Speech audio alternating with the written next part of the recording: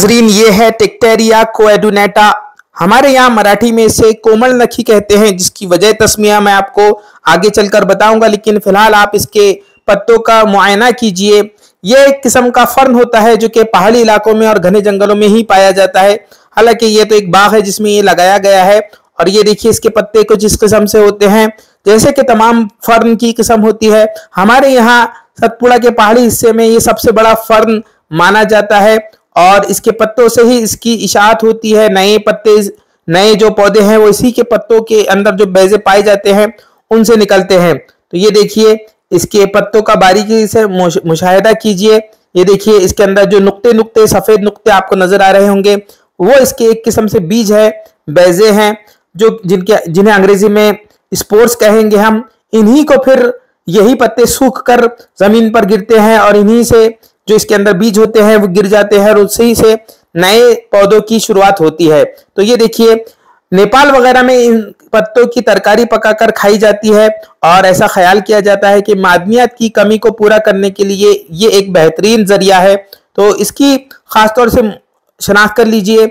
और इसका जो हसस मुस्तमिला हमारे यहाँ है वो इसकी जड़ है, जिसका कि मैं आपको आगे चलकर मुशाहिदा करवाऊंगा। लेकिन फिलहाल आप बारीकी से इसके पत्तों की शनाख्त कीजिए, क्योंकि इसके पत्तों की बुनियाद पर ही इसे पहचाना जा सकता है।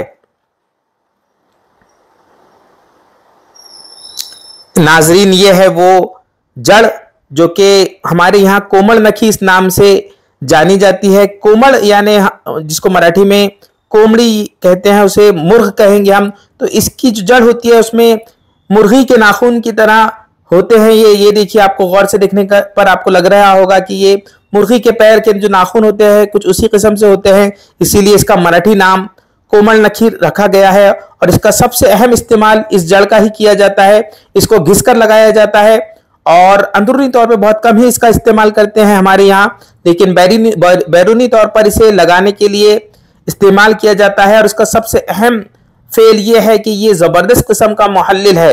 लिहाजा गांठों वगैरह की तहलील के लिए और दीगर इलाकों में जैसा कि जिसे हम कहेंगे थायराइड वगैरह में भी इसे लगाया जाता है मुकामी तौर पर। और जितनी भी रसूलियां होती है, गांठें होती है जिसमें या वर्म होते हैं, उनकी तहलील के लिए इन्हें इस्तेमाल किया जाता है। घिसकर मुकामी तौर पर इसका एक किस्म से जिमात किया जाता है, लेप लगाया जाता है। तो मुहल्लिल के तौर पर मुफरद तौर पर काफी जबरदस्त किस्म की ये एक जड़ है, जिसे कोमल नखी इस नाम से बाजार में बेचा भी जाता है। और जैसा कि मैंने कहा कि ये एक फर्न की किस्म है और उसकी ये जड़ है। तो उम्मीद यही है कि आप इसका इस्तेमाल जरूर करेंगे, क्योंकि यूनानी में जिस तरह नाखूना का एक नजरिया है, बस उसी किस्म से ये निशानदही कर रहा है। गोया ये नाखूना हिंदी हम इसे कह सकते हैं। और इसका इस्तेमाल जरूर कीजिए, काफी मौसर होती है ये चीज और हिंदुस्तान भर में मिल जाएगी आपको और एशिया के बहुत सारे इलाकों में मिल जाएगी ये।